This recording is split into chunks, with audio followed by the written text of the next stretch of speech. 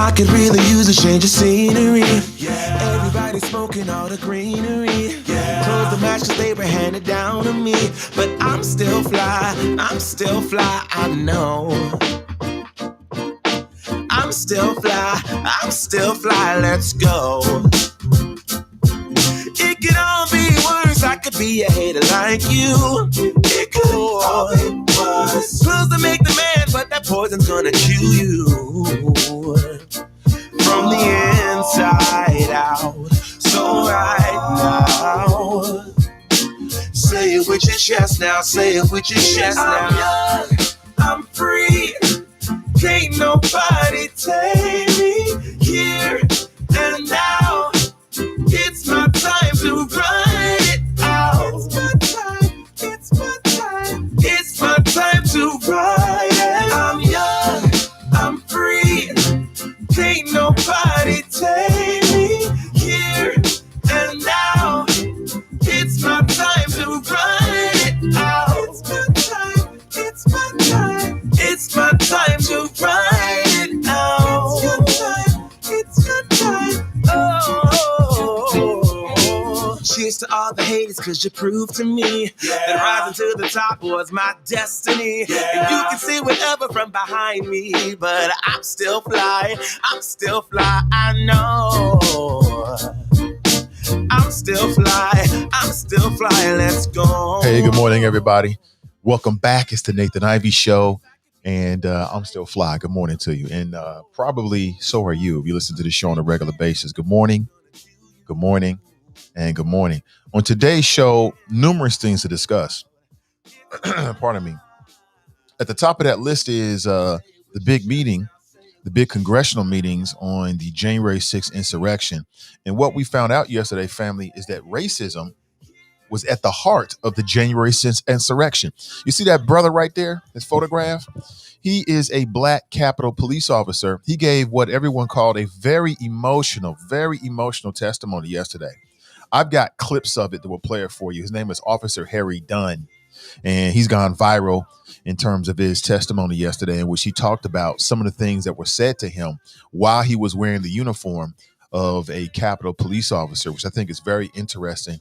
So I want to break this down this morning and get your thoughts about that, as well as many other topics. It's the Nathan Ivey Show. But listen, take a second to like and in particular share today's show. When you share the show, more people see it, and we'll get started in about 90 seconds.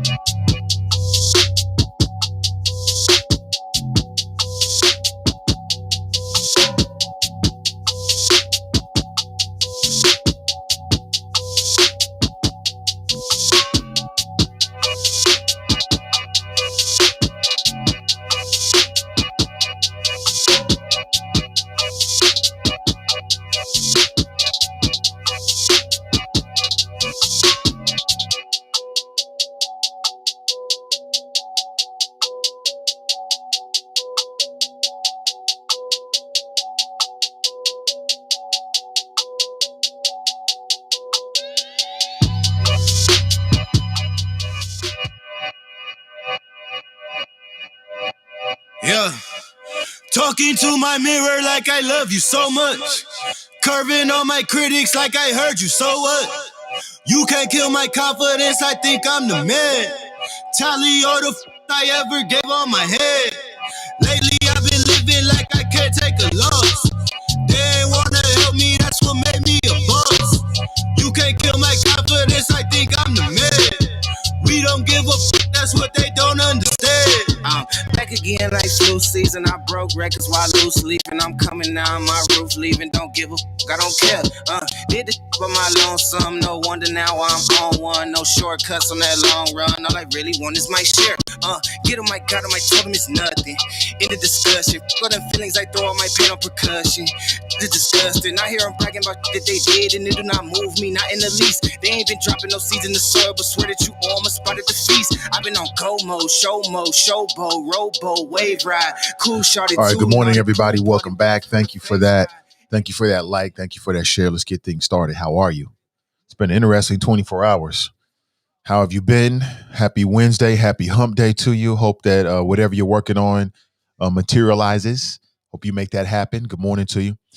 We are on YouTube this morning. We are on Facebook this morning. We are on the TuneIn network this morning. We're also on Spreaker. The last two of those two platforms are strictly audio based. So from our audio files out there, that's just how you like to get down, great. You can still subscribe on any of those platforms that I mentioned, and you'll get a push notification.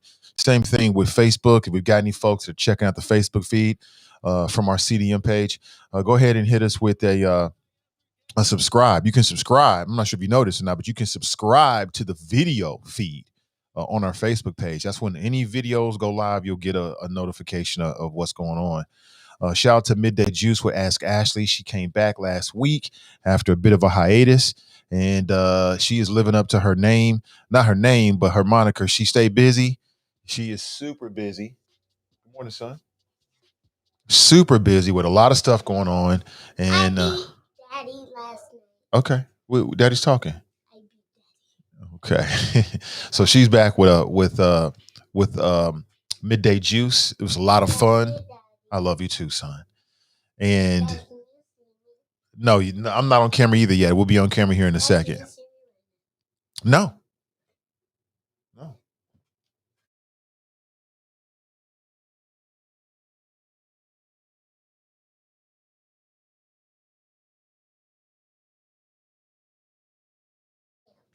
I do like your camp shirt. Yep. Be safe. Stay with the team. I'm gonna show them my camp shirt. Who's your camp leader? Miss Kanaya, Miss Taylor, and Miss Maggie. Okay. All right. Have a great day. Go brush your hair. How do I need to brush my hair? Because you're going out to the world. You need to brush it. You sit at home. Dad, my hair is all good. No, it's not. It's not. Look, it's Go fresh. ask your mother and see. It's fresh. It's fresh. Let me see. Nah, it's not. I got to cut you to this weekend. You are not cutting. I'm not cutting your hair, huh? Okay. No. All right. I hear you, bro. I can cut my hair by my own self. Oh, you can cut your hair by your own self. Okay, I got it. So now you don't need daddy no more. You got it. I don't need Oh boy. Okay. Remember you said that next time you ask for something. Whatever. That's a pick, man. You don't need a pick. Your hair isn't long enough for that. Is it working? Oh, okay. Uh-oh. Somebody's in trouble. Good morning to you. Oh boy, mom just came down. She putting the law down. So I told you to have your shoes on. You know how it is. We was all there at one point. Good morning to you. I think he's at the park today. They're going somewhere, some wooded area. You know what? Shout out to Eden Park, man. I love me some Eden Park. They got some great trails over Eden Park. Man, some great hills. I was walking over yesterday. They got the art steps over there, the art climb. Looks like they're doing some other stuff, which, I mean, it's their property. They can do what you want, but I'm like, you messing up the nature. All those beautiful trees over there. We need that. And I'm walking past it. I'm walking doing the art steps yesterday, which is, I wish they were like twice as long, man. That'd be great, but it's still a good little workout. You know what I'm saying? And looks like they're doing more art steps or something over there. I'm not sure. They're just clearing out that entire side of the road where the art steps is, the art climb is, and exposing all of the wilderness. I'm like, I thought you were artists. If you're an artist, then you have to appreciate nature because God is the ultimate creator. He's the ultimate creative. He's the ultimate artist. There's no art more beautiful than nature. You're not going to Eaton Park? Okay. I wasn't assuming that you did, bro. I was just talking about yesterday. You all right? Silly. You should see his face. Okay. He wants to tell everybody about his day yesterday. No, I'm not going to tell him about yesterday. No, I'm not. Yeah. Okay. All right. You get some more one day, too. He went to Graders yesterday and got cotton candy. He wants me to tell everybody. Kelly writes, good morning. Andrielle writes, good morning, Nathan and friends. Happy hump day. Yes, it is. David writes, good morning, Nathan and the Choppers. Go! Get to the chopper! Dale writes, good morning, Nate the Choppers. Good morning to you. Deborah writes, good morning to everyone. Good morning to you, Deborah. Good morning. Dale writes, Nate, you might have me call in if Drop starts his gaslighting. Well, Dale, that'll be dope, man. That'll be dope. There's a number. You are always welcome. Always welcome. But I know how it is. Not everybody's a talk radio caller, right? You know, we're all texters, right? So leaving a text message on Facebook or in our stream, that's pretty easy. But I'm not sure what the numbers are now, but they say it was what? A very small percentage, like less than 10%. Very much. I would say like, I don't know, maybe 3% of your overall audience will actually become callers, right? In the talk radio game. I don't know if that's still the truth or anymore, but you always welcome, bro. Darlene writes, good vibes. Greetings all. Have a great Wednesday. Wash hands. I know that's right. CDC now has some new guidelines. And I again, I know I'm overusing this phrase that I came up with, but I'm going to say it again. Humans worse than COVID. Humans worse than COVID. And now we're reading from the CDC that they are suggesting and recommending that, you know, people wear masks in certain scenarios.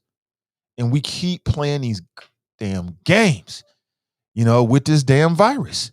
People just will not do what they have to do. I'm telling you, humans worse than COVID is humans that are effing up the planet. It's not the virus. COVID is just a virus. Viruses have always been here.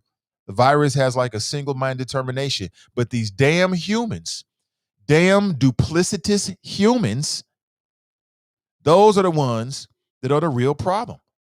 These damn duplicitous humans. And they effing it up for the rest of us, man. The CDC shouldn't have to keep telling us this. You got to keep going over and over. Now they got guidance for implementing COVID-19 prevention strategies. And they're trying to say, here you got to wear a mask and here you don't have to wear a mask. Man, we might go right back to a mask mandate. And the bad thing about Ohio is that we have a sucking MC Republican governor that has no spine whatsoever. His name was Mike DeWine. Say it with me. Mike DeWine has no spine. And one of his challengers has no penis. He ain't got no chutzpah whatsoever. I'm talking about John Cranley. I'm talking about John Cranley. Hey, it's what we get. It's what we get when we don't support people and step up to the plate. We left with these crumbs, so we got to deal with it. But the CDC, man, is back again. This shit is so played out. Just put on a fucking mask. It's that simple. Some people look better in a mask. Now, the CDC has reversed its indoor mask policy, saying fully vaccinated people and kids should wear them indoors. We already know that. Why in the you know what does the CDC have to keep telling us this? Because humans are worse than COVID. That's why. CDC says that all students, teachers should wear masks. So as we get ready, so think about this. And this is the ultimate wisdom of the Cincinnati Public School Board. Here we are, a few weeks away from the beginning of school, and across the country and in Ohio, COVID-19 is surging again, but we already know we got COVID-19 deniers who are school board members. We got at least one school board member named Melanie Bates who don't give a damn about you. She don't care if you get COVID. She don't care if your kids get COVID. She don't care about the grandmothers. She don't care about the teachers. Why is this tolerated in this city? You know, we should have a zero tolerance policy for this nonsense, but it is what it is. She'll probably be reelected because there's enough gullible, dumbass people that vote in Cincinnati to vote for her ass again. You got a member of the school board who has already told you she don't care. She don't care. And don't hit me with that moment of frustration. You don't get that. So that's what it is. CDC, all over the country in different cities, they are updating their mask mandates, new guidelines. I told you, I am not the kind of person to not tell you I told you so, professionally and personally.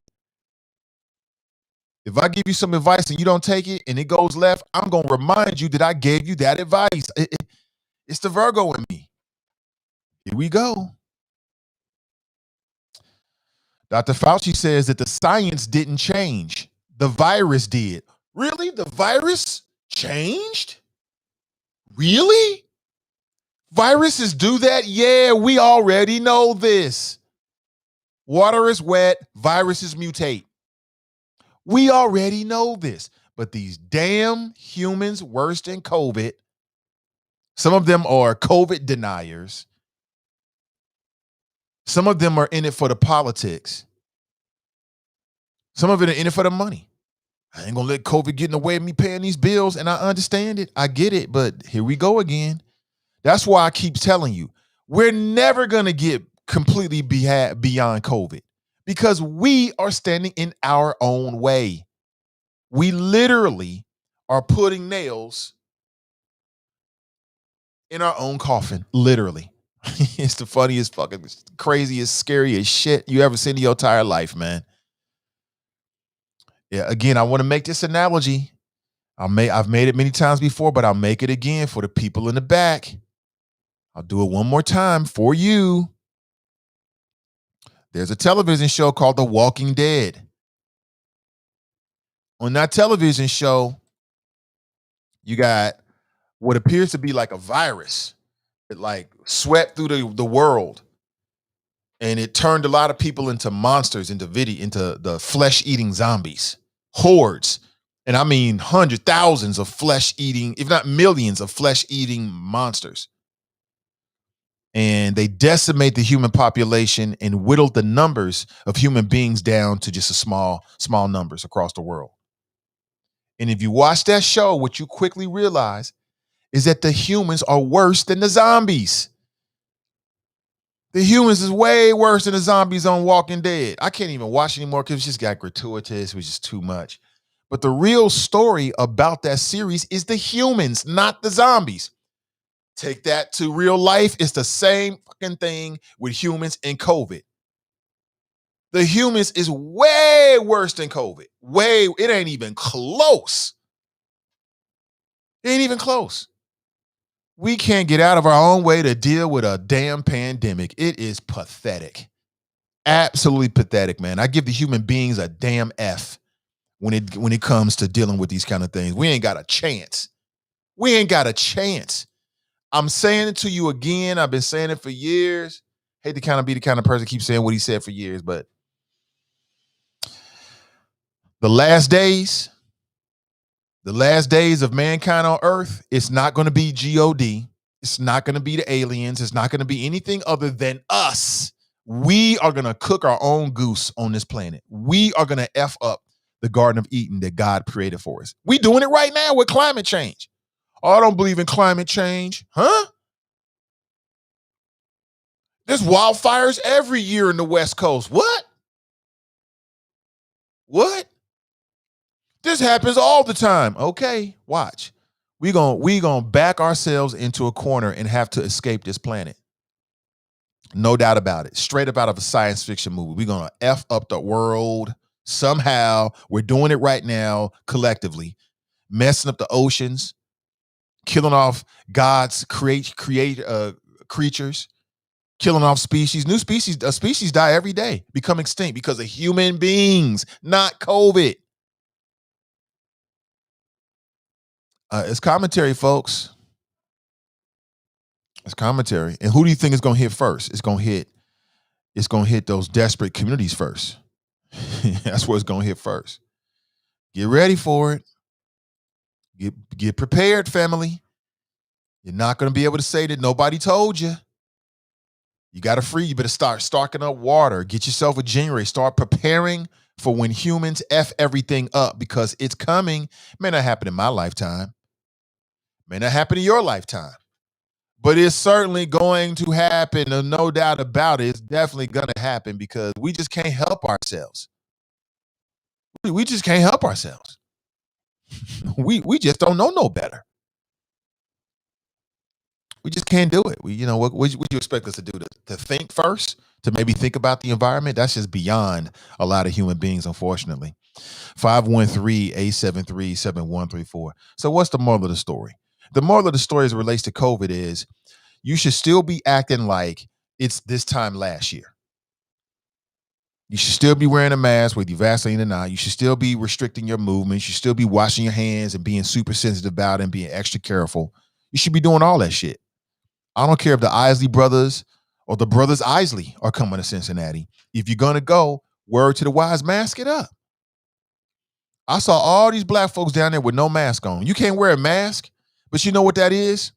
That's some of that social embarrassment. Like, I don't want to be the only people at the Isley Brothers concert with don't want to have a mask on. You caring about what people think.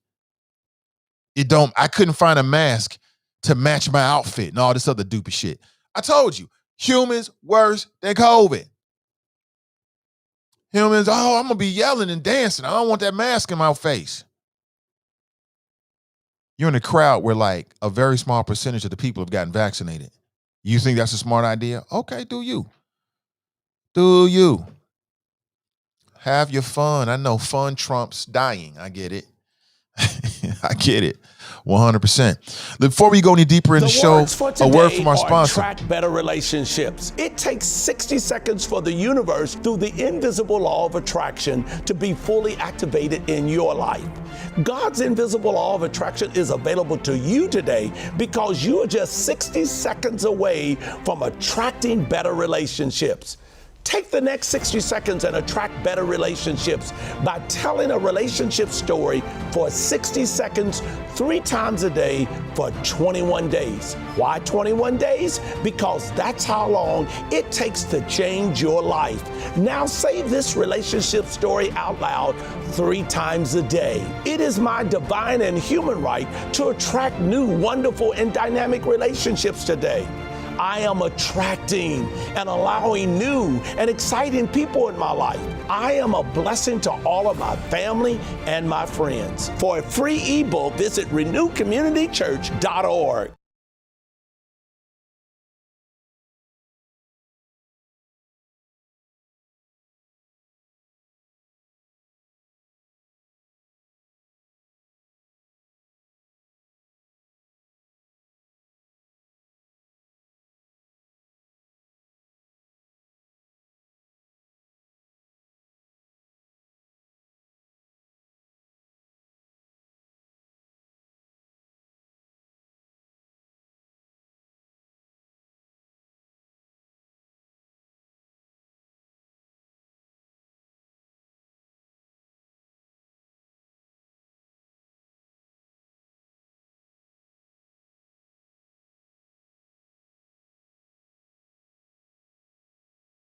All right. Sorry about that. I'm just talking.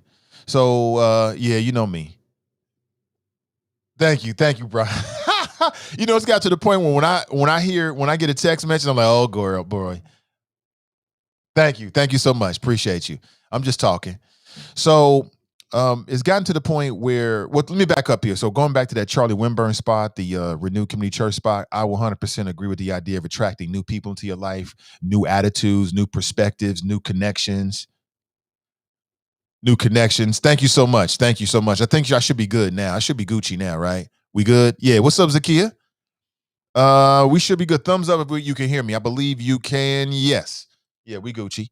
Sorry about that. You know me. I had the mute button on while we was playing the commercial. And the reason why I do this is because I don't want you to hear background music. I want you to hear what the commercial has to say. So I just forgot.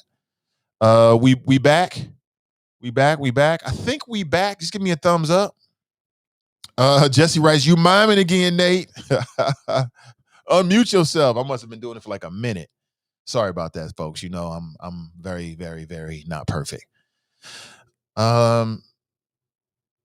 Brent writes, so are two COVID-19 vaccinated people attracted to each other with the universal law of attraction? I think so. We back? Good. Thank you so much, folks. I appreciate you. You know I ain't perfect. I fully admit it. Tabitha writes, happy hump day, choppers. Good morning to you. Maurice writes, glorious resurrection. Now, what I was saying to you is that, we were off of Facebook for a little while and away from our algorithm. So now I'm starting to see the traffic's getting back and more people starting to pick up the show. So that's great. It's a great thing. Nikki writes, good morning. Good to see everybody. Sean writes, good morning, Nate. Maurice writes, glorious resurrection to all. Be blessed even in the midst of adversity. Absolutely, 100%. Kamara's in the house. Good to see you, Kamara. She writes, good morning. Sean writes, good morning, Nate. Regina writes, good morning. This is the best part of the show for me. Just greeting everybody for the first time in the morning, saying good morning. You know what I'm saying? I love it. What's up with my choppers? Ashley writes, good morning, Nate. Good morning to you. Get to the chopper! Sharp writes, good morning, Nate and the choppers. Good risings all. That's Ray.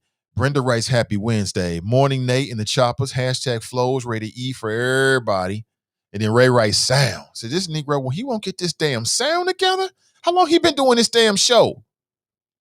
Get this sound together. I get it. I know that's not a pleasant experience. And I want you to have a very pleasant experience when you check out the Nathan Ivey Show every single morning.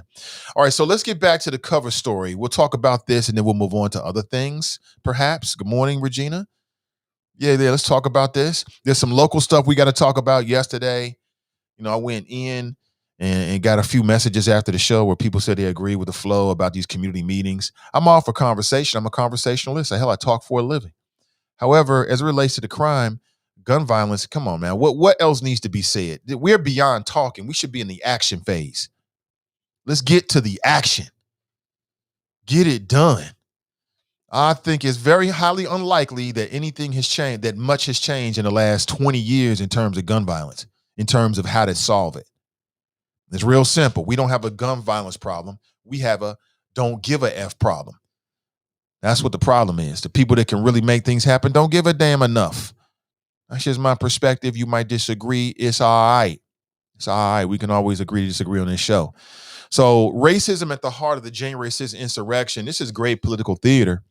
I'm glad the Democrats are doing this. It should be done for the country so we can get to the bottom of it. You know what's so funny is that when the Republicans was running Congress, these mofos, it seemed like every week was having some congressional hearing about Benghazi, about Hillary Clinton's emails. Nobody gave a damn about emails. It was inconsequential. They made it into the biggest thing ever. Well, if I had a government email, I wouldn't be able to order a pizza, all this kind of silly shit.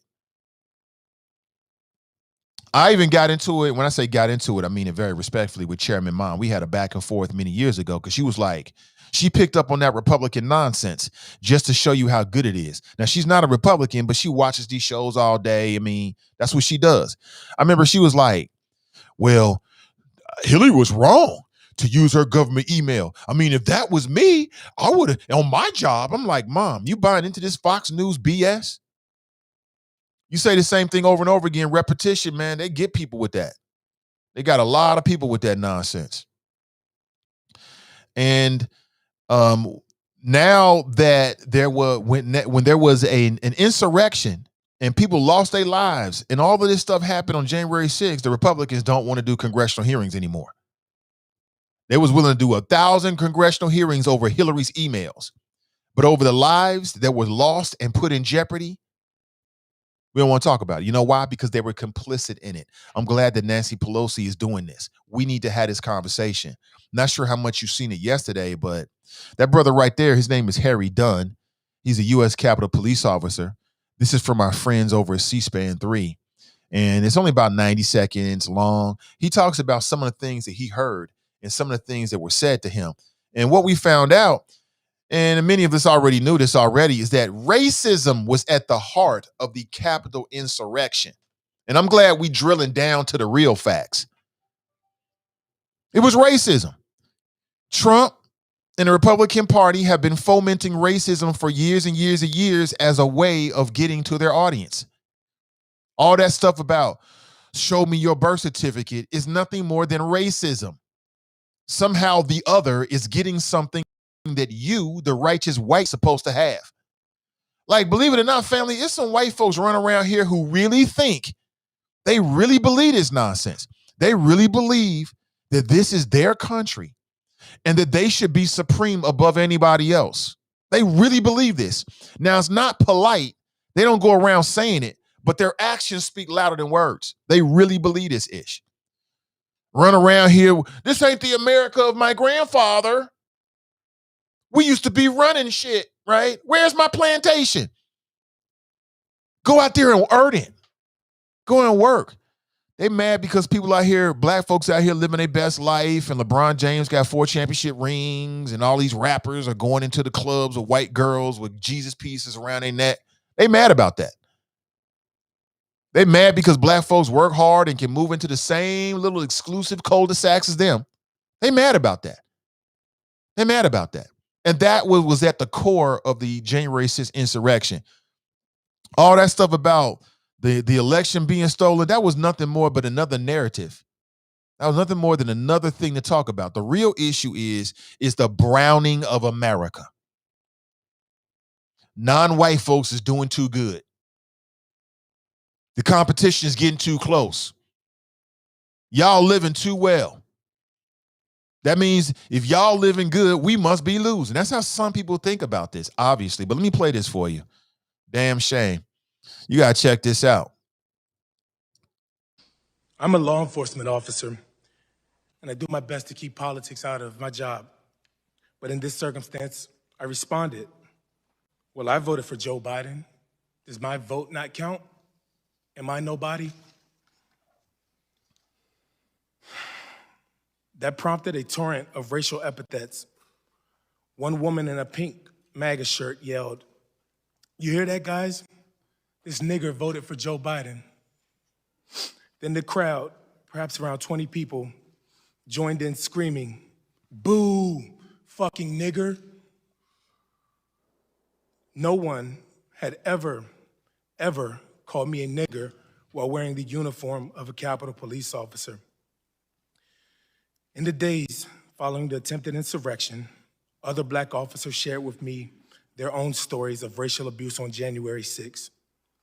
One officer told me he had never, and in his entire 40 years of life, been called a nigger to his face, and that streak ended on January 6th. Yet another black officer later told me he had been confronted by insurrectionists in the Capitol who told him, "Put your gun down and we'll show you what kind of nigger you really are." Yeah, it was real out there. These is good white folks. These are just good white folks that just care about their country. Sure it was. Straight up white supremacists who were upset about the growing diversity of America. And it's not just America's diverse. They don't want you to live good. They don't want you to move into their neighborhoods. They don't want you to be their bosses. They don't want you to live your Black Wall Street life. They don't want that. They want to be above you. They want to be supreme over you. And when they go online and look at the world around them, things have been changing. Too many non-black people doing well. That's all that shit was. And the Republican Party been doing this for years and years and years. Birtherism, racist. It was a racist Southern strategy. We going back to when Obama was in office. That's when it started. Soon as the non-white dude became the nominee, and when he became the president, they started doing that subtle racism. Well, does he have a birth certificate? I mean, think about this. Trump would never have been in office if not for Obama.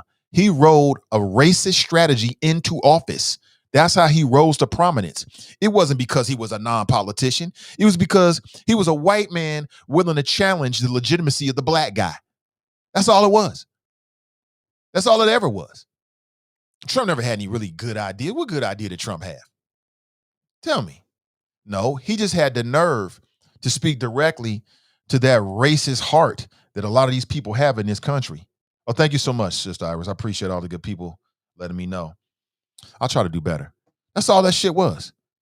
So when these people were storming the Capitol, they were storming the Capitol not just because they thought, see, for them, The election being stolen was just another thing. The larger thing is it's some white folks run around here who really think that somehow black folks already got reparations and that the blacks and the Jews and the gays and Lil Nas X are all working together to disenfranchise the righteous white man. They really believe this shit. They really believe. You can't tell them nothing different. They really believe it. And they're upset because their lives is not what they want it to be. That's because in some cases they lazy as a mofo. And they haven't really been taking advantage of what America offers them. If you were born white in America and your life didn't turn out white, if your life didn't turn out the way you wanted to do, 9 times out of 10, it's your fault. Just like everybody other race. You show me somebody whose life did not turn out the way they wanted to, and guess whose fault it probably is? Theirs. It's your fault. You was born in America. Go out there and make it happen. Go out there and make it happen, but it don't happen the way they want it to do. They disaffected. They feel disenfranchised. My life isn't what I want to be. And then they turn on and see Space Jam 2. Right?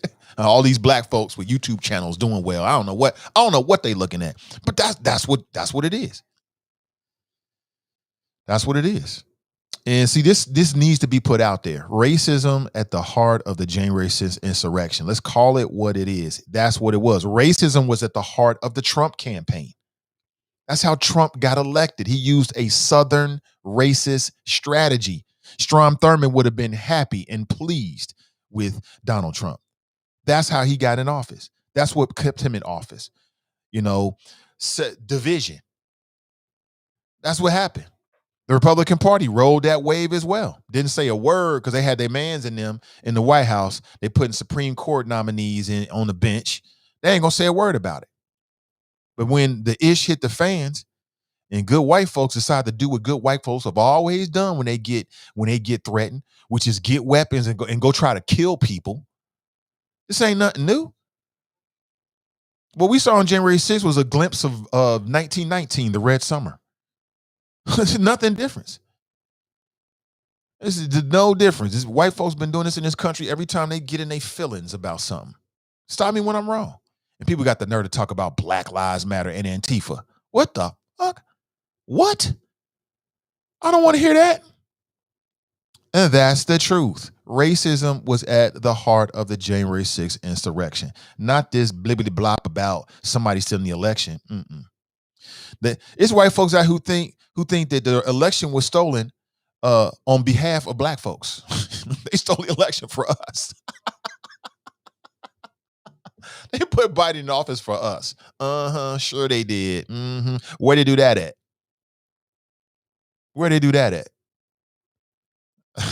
It's the good white folks of the Republican Party. These are Drop's friends. These are Drop's buddies. Damn shame. 513-873-7134. Now, are we surprised by this? No, because we smart, intelligent black folks.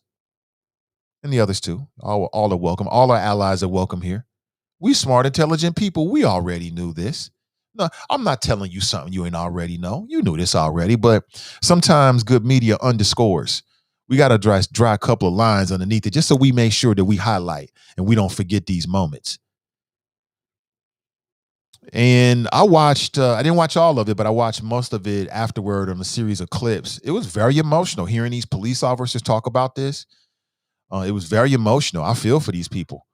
I don't know how I would react to it. I know how I react. If I'm in a situation like that, it's me again. It's me or you or me in a angry racist mob. Oh, I'm busting heads. You can believe that. I'm coming home. And if I don't come home, I'm dragging they asses to hell with me. No doubt about it. But what I don't know is how I would deal with it afterward. Like in the moment, my life or some racist, man, listen, shame on you. Shame on you. Because I ain't going to sit around thinking about, I had to crush somebody's skull today. I won't sit around thinking about that. I'm going to come home, do what I do, chill with the family, might jump on Warzone, give me a couple matches in, get back to work on the podcast. That's about it. But I don't know. They were talking about the PTSD. Oh, yeah, I'm a Warzone champ. You ain't know that? Anyway, I'm talking about the the PTSD that these officers said that they were suffering. It was just, whew, I don't know what it is, man. I mean, and I could imagine that, something like that you don't really prepare for. I could imagine that sticking with them for a long time, but it's just amazing how you got two political parties. One political party has completely turned its back on the Capitol Police officers. Completely turned their back on it. They don't want to talk about it. And the reason why is because these Republicans were complicit. This shit is dangerous, man. I want to say this again because the media isn't saying this. If Trump could have stolen the election and got away with it, right, he would have. He'd be in office right now like, nope, the election was stolen. No evidence to back it up. But if he could have got it off, he tried everything and incited an angry, violent, primarily white mob to go to the U.S. Capitol and try to take over. This happened in our lifetimes. Like, I don't think that we really taken a chance to really think about that. Like, I don't know how close we were to having a modern day coup d'etat, right? In a country that's always talking about democracy. And you had one of the major political parties that was willing to go along with it. They was cool with it. That is amazing to me. We are truly living in the last days of common sense, my friend. So let's get to it. I'm about to spit fire today. Stay out of my way, especially if you're known for whack opinions. Okay. Jenny writes, good morning, Nathan and Choppers. I don't know why fame thinks somebody scared of him. Somebody scared about your flows, man. Please stop, bro. Deshauna writes, good morning. May writes, good morning, Nate and the Choppers. Good morning to you, May. Kelly Mitchell writes, good morning, Nate and the Choppers. The Choppers. Happy hump day. Daryl writes, hey, did y'all hear that? The silence from the FOP around the country. The FOP is a racist terrorist group. Daryl, what an excellent point, brother. You are so right. I haven't seen any statements from the FOP whatsoever. Let me type in FOP and see what happens. Now, the thing needs to be said is that I don't think that these Capitol Police officers are a part of the Fraternal Order Police. I don't believe. So maybe that's what it is. So they're saying, look, we only dealing with local police and things like that. Maybe that's what it is. But I don't see anything. They are all law enforcement. I'll tell you one thing. If instead of angry white people who stormed the Capitol on January 6th and tried an insurrection, if it was, let's say, Black Lives Matter activists or anything related to black people in any way, I guarantee you that every president of the FOB will be out there condemning, hey, listen, I know you're not a part of what we do. You're not under our union, but we just want to say we're all law enforcement. We're brothers in law enforcement. I guarantee that's what the story would be.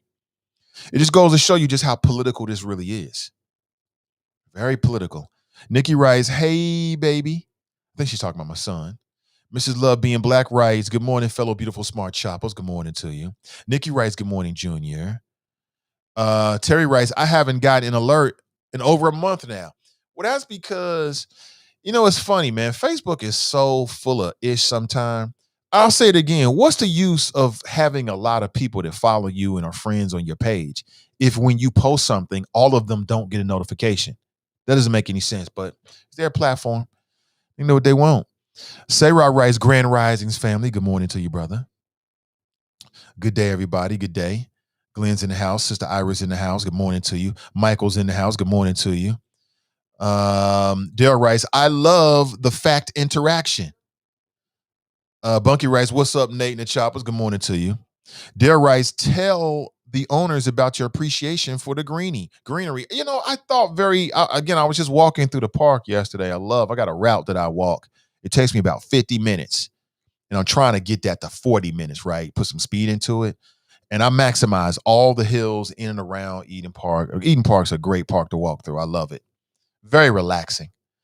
And I'm near the art steps. They can do what they want to do with their property. But what I notice is they're tearing down a lot of the greenery right there and exposing the landscape. And I'm wondering, are they going to expand the art walk?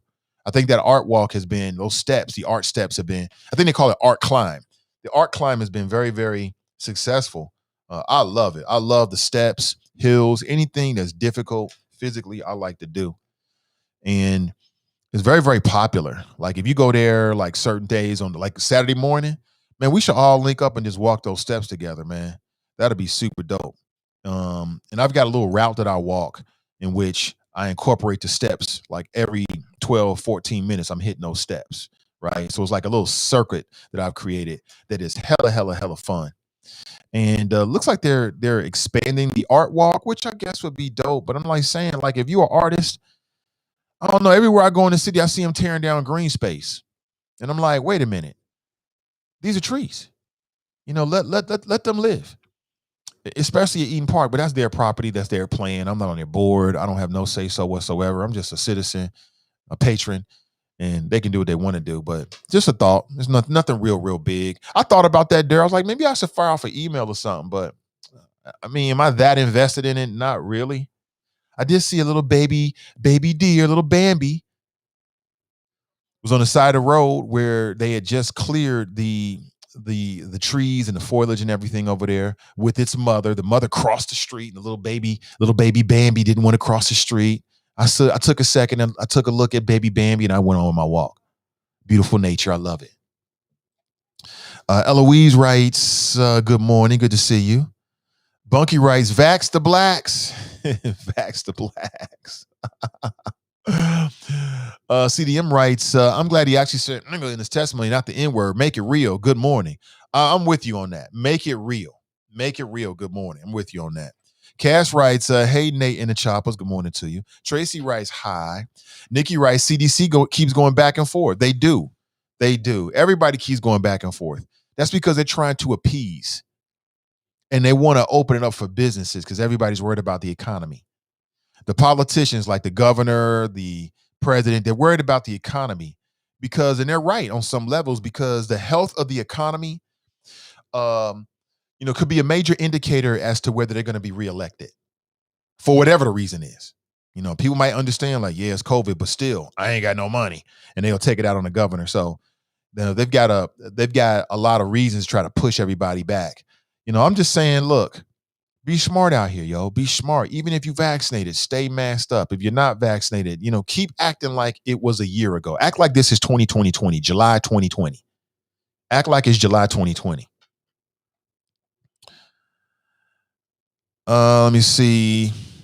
Callie writes, Mike DeWine has no spine. No, he doesn't. Terrence is in the house here. Good to see you, brother. We got to catch up, man. We got to catch up for sure. Let's go to the phones. Good morning. Welcome to the show.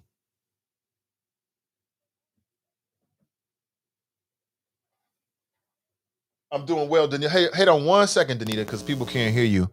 I have to make sure I connect you all the way. Hold on 1 second, sis. I think we good now. Let's try it again. Hey, good morning, Danita. Welcome. Good morning. Can you hear me now? Yes, we can hear you now. Okay. Just really quick, I want for everybody to understand how important this midterm election is going to be. Because we see that the party of law and order, this is what they want to do. They didn't want these Senate hearings to go on, period. And the party of law and order didn't give a damn to go in and attack the Capitol. The party of law and order and patriots went and desecrated what they are supposed to hold true. So we have to remember there are Senate seats and House seats that are up for re-election.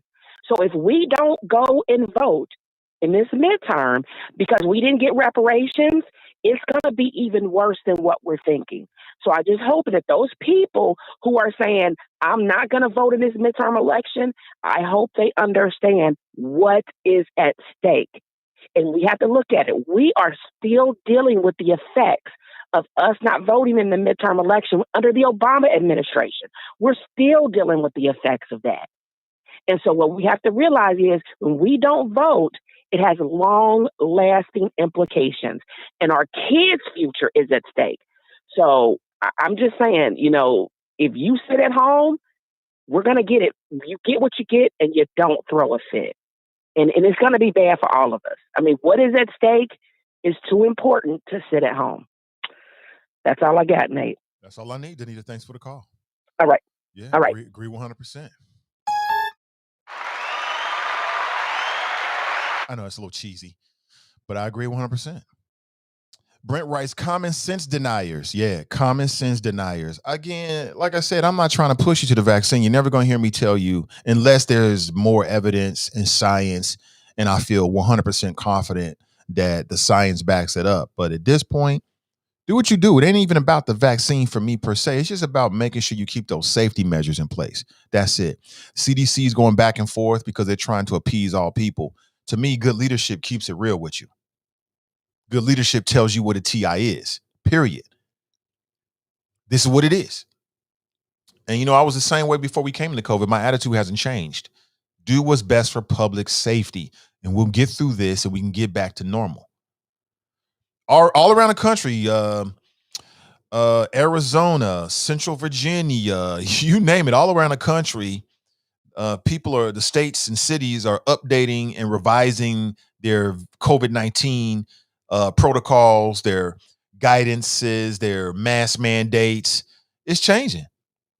You got the Delta variant that I'm reading about this morning that they're saying is doing all kind of different things, that is much more infectious.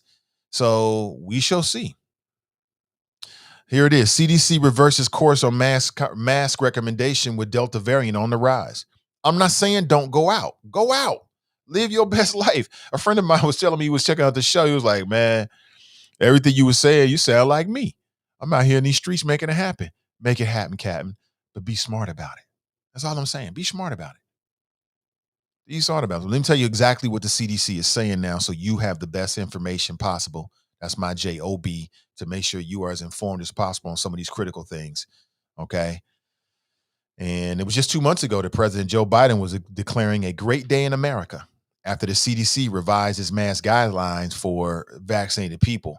And now the CDC is going back and forth again. And I think that the wisest thing you can do is just be as smart as possible. Act like we are at the height of COVID-19. That's what you should do. That's what you should do. If you're fully vaccinated, you have to wear masks. So the shots don't work. No, well, the vaccine never prevented you from getting COVID-19.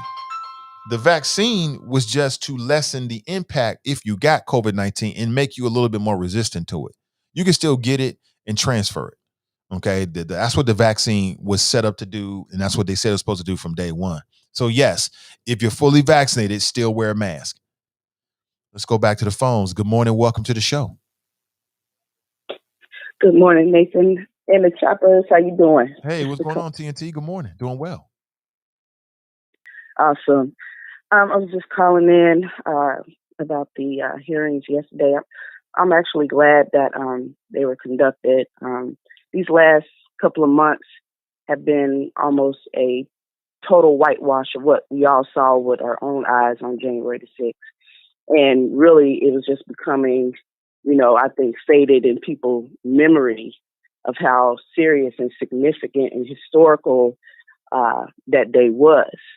If you leave it to conservatives to describe what happened, it was just a bunch of tourists. You leave it to the former president. Oh, these were, they were loving and hugging and kissing on the police. Furthest from the truth. That was an all-out war. And to watch the video footage and to just to put yourself in those officers' shoes and just the sheer enormous amount of people. And that's the type of situation where people are crushed. You're trampled. You could be, then they have all these different items. They have bear spray, spraying it. I mean, they were ready. They forgot to even mention the bombs that were at both sides of the Senate or the Congress, and they had weapons. They used flag poles and different things. So all of this being projected at officers who were nowhere near prepared for this, I think is like a incredible disgrace and disrespect to try to disregard what happened to these individuals. And just like, any type of action of almost hand-to-hand combat, because that's what a lot of it was. Like, it was all out hand-to-hand combat. And I saw police officers of all different races, and I seen Black women. Everybody didn't have shields and stuff, and you're just like in the middle of this craziness. You know what I mean? And it was really eye-opening, and to hear some of these lawmakers describe it and then just try to put it under water, then do everything they could to make it so this discussion didn't happen. I think it's such a hypocrisy, and especially as much as they talk about, like Danita was saying, law and order and back the blue, and to have those flags and to use those same flags to stab and poke and hurt these officers was just real hypocritical and really shameful. You know what I mean? And I think it was eye-opening really for the country. I mean, a lot of it people had to like underline and know, because you see these little small pockets and elements, and there is a rise in hate groups. Like, I got something from the Southern Poverty Institute, and it just provided me an entire map of all these different hate groups, and they're everywhere. Almost every single state has some, and even Alaska and Hawaii, like they are everywhere, and it's dangerous. And when the FBI says the greatest threat to this country is the domestic terrorists, they're not playing. And if they had continued to sweep this under the rug, what's to say that this couldn't happen again on a greater scale? I feel like the mere fact that they were able to infiltrate the way they did lets them know, like, we can, and to really just say how we could do it better next time. So these hearings is so imperative. There was some discussion there on what officers need. They're like, we're operating on technology and things from 30 years ago. Like, we were not equipped for this. And of all places in the country, the Capitol should have never been penetrated like that. Never.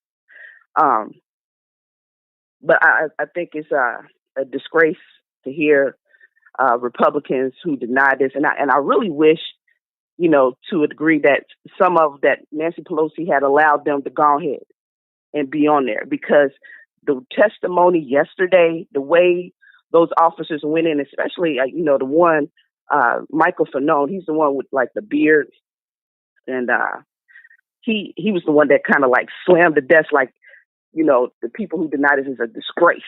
You know what I mean? And if you've seen videos of him prior, he was the one that was dragged out, and like people were stabbing it. They were trying to take his gun, and they was like, shoot him with his own gun, shoot him with his own gun. And he's just like being knocked in the head with all types of objects. And, he was like, I was going to die. And he's like, only thing he could think of was just to say that I have kids.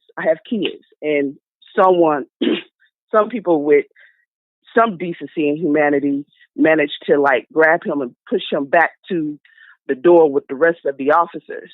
And he was unconscious for like 4 minutes, like out of it.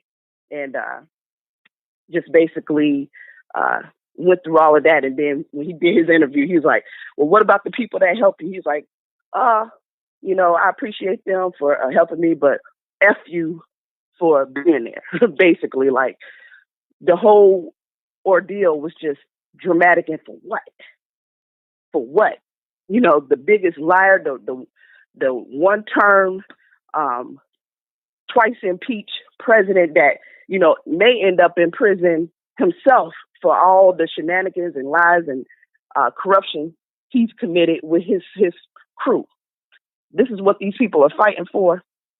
I just find it hard to believe. And let me see, the gentleman that talked about the N-word, I agree with the one chopper for him to bring that to the table from his perspective. And I'm glad that the Congress people allowed him to elaborate and to show the different perspectives. He said all of us was fighting our own different wars, and not only having to, be in hand-to-hand combat with these nuts, but to be called these names and be demoralized or dehumanized.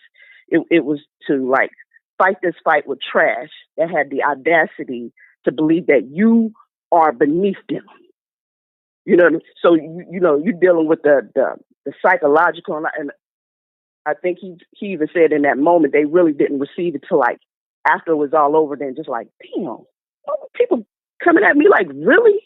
So I mean, just the psychological and how that affects all of them continuously.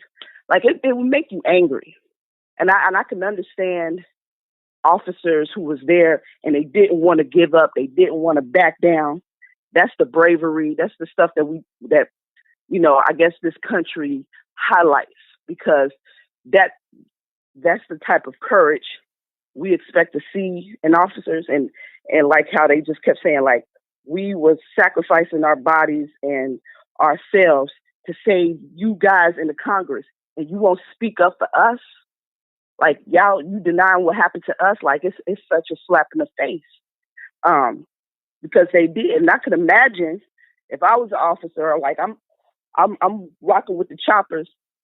These are my people here. I see people going, I wouldn't want to stop either. I want to keep fighting.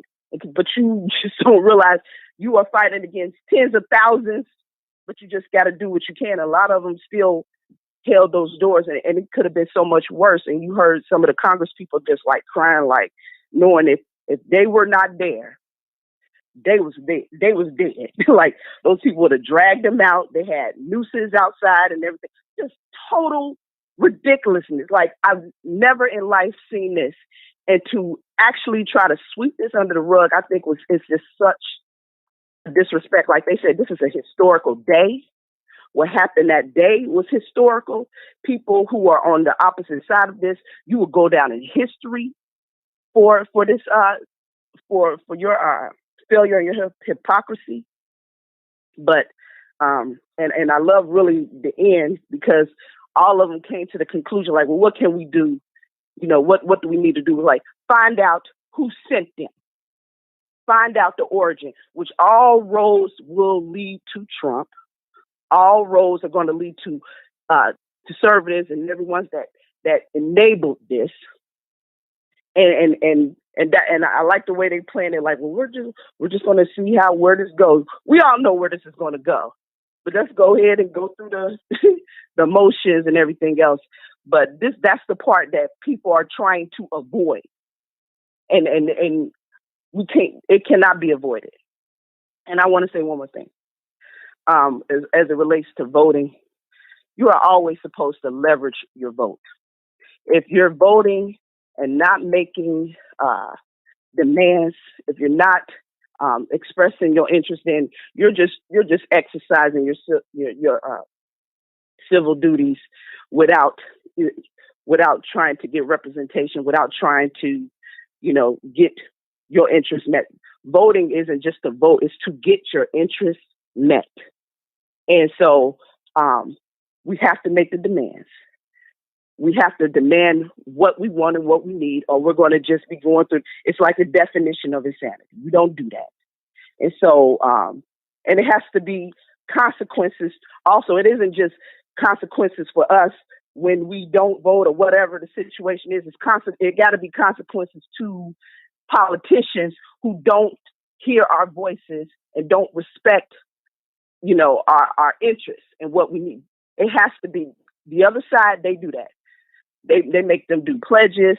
They make their demands. They follow their vote. They don't just vote and go away. They go to City Hall. They go to Columbia. They go to Washington. They engage. They interact. They stay with it. And that's the part people should be preaching, to maintain your engagement when you're voting. You follow your vote. You follow these politicians. You keep up with what is going on, so your interests can get met. We were just doing that literally the other day, yesterday. The whole thing. We was meeting with the sheriff. And I ain't gonna go into details or whatever. It's like the second meeting, but I'm telling you, we are making sure that what was promised is what is being followed through. And there's a lot of things that's been revealed that we've been able to help change in the process. Things that people wouldn't know, but it's going to be changes. And it's just because these ongoing conversations that we're having with these offices to make sure that our interest is being met. It's what you do. So with that being said, I'm going to go ahead and get out of here. Thanks.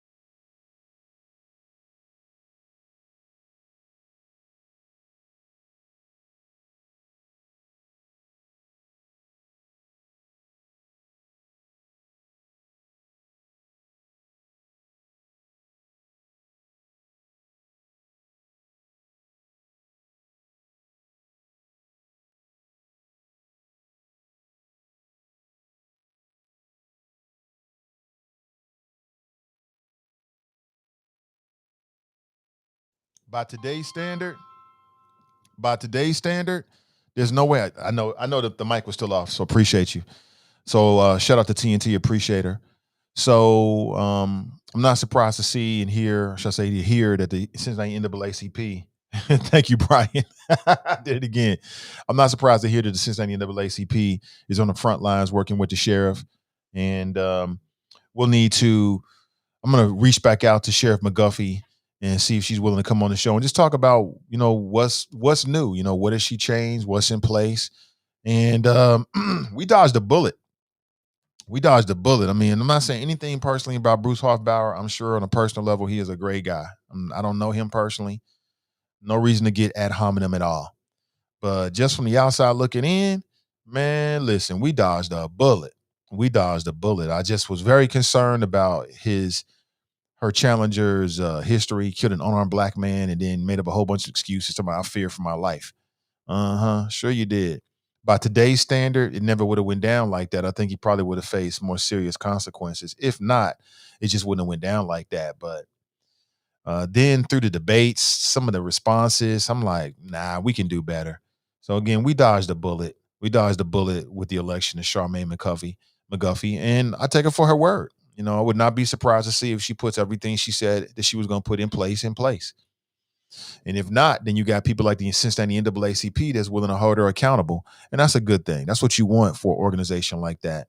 Again, to me, from what I see, they're on the front lines trying to do something positive. So I'm all with it, 100%. We got Aaron Hunter. What's up, Aaron? What's up, brother? Good to see you. Says to Nat Turner, Newsmax is Fox News on steroids while chugging extra strength monsters. Is that right? Yeah, Newsmax is. And again, that's very profitable.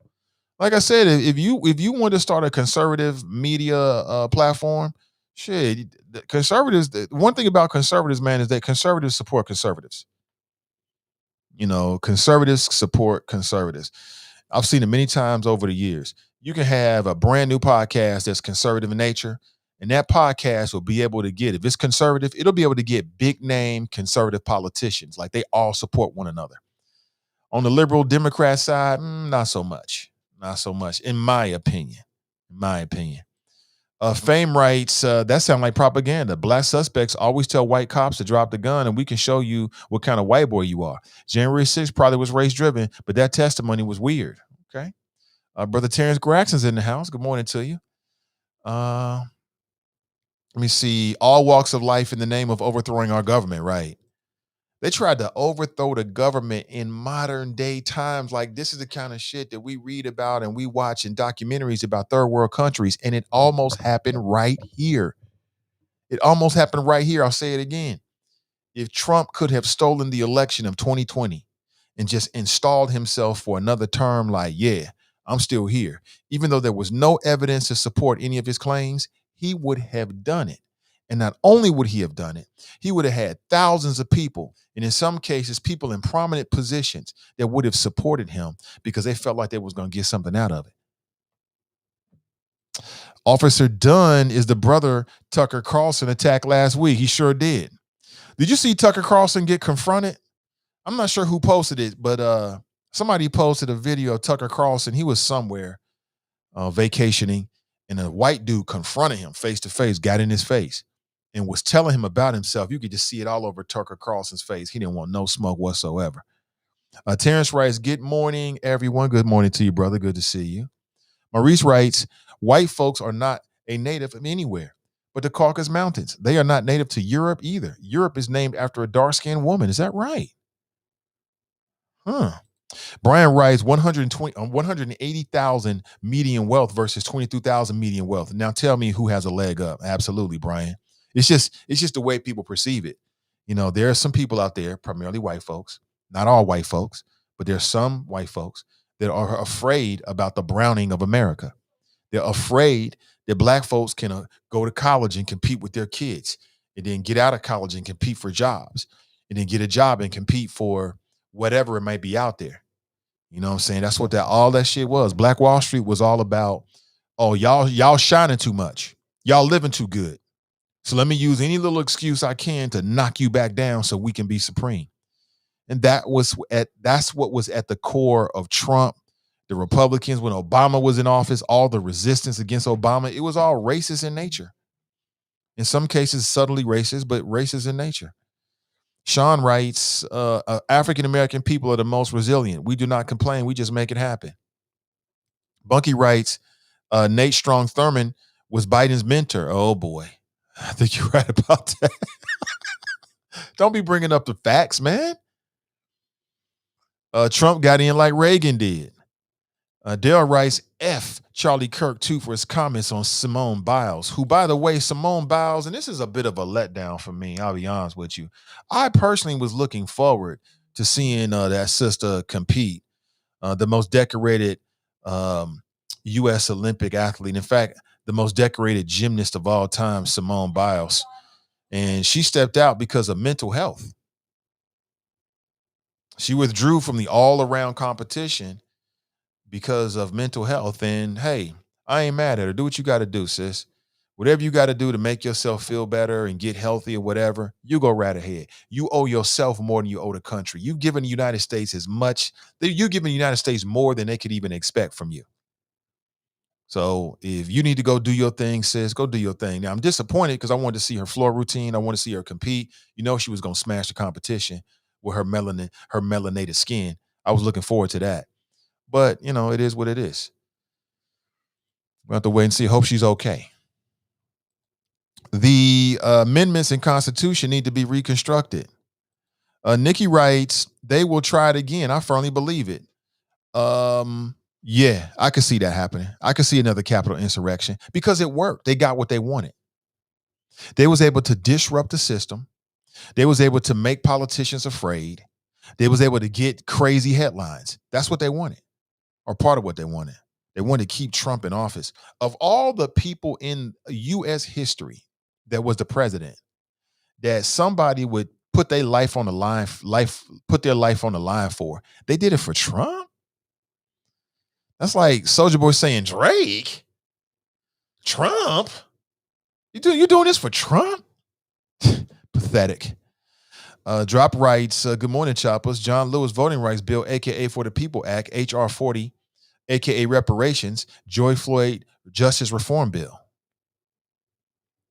Tabitha writes, I'm tired of America turning a blind eye to black people. Well, that's a part of the American fabric. Unless you got a wicked jump shot or you crazy skills in the athletic field or you're an entertainer, then they love you. As soon as you open your mouth and start talking about, parity, equity, not even parity, equity, policy, intangibles, you become public enemy number one. But if you keep it on entertainment, if you keep it just about, singing and dancing and, running with a ball, they love you. That's why we got to love us. These white dudes all vying to be the most controversial so they can take Rush Limbaugh's spot. Nobody's going to take Rush Limbaugh's spot. That's impossible in these days. See, the thing about it is, sometimes it's timing. Rush Limbaugh came along at a time before the advent of the internet, back when traditional radio was dominating. That was the only way, right, outside of television for people to be heard. And so he was a singularity, in that context. The world is different now. The world is so much different. I don't think there'll ever be a Rush Limbaugh per se. That's why they'll probably take somebody like a Sean Hannity. More than likely, I don't know who's there to take his spot. Drop could probably tell me this. But they'll probably take somebody who's already well established as a radio personality on some of these big time radio stations, and they'll put him in Rush's spot. I'm not even sure who's there now because I tuned out of Rush and that whole conservative media thing a long time ago. But Rush was a singularity. He came up at a time in which, he was the only show in town. Now with YouTube and TikTok and Instagram, it's a whole different ball game. Whole different ball game these days. So we'll have to wait and see. That's the beauty of being able to pass amendments. We can do it if we organize and mobilize.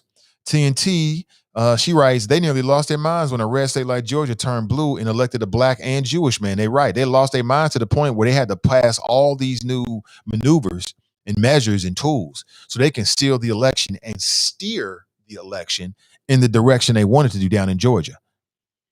Yeah, that's what they do. That's why I'm saying if your vote didn't matter, then these politicians wouldn't try so hard to legally maneuver to control and steal and make it more difficult for you to vote. I don't need to hear no more. Nikki writes, he has no one to blame but himself. Drop writes, desperate Democrats are attempting to impeach Trump for the third time with the January 6th Select Committee.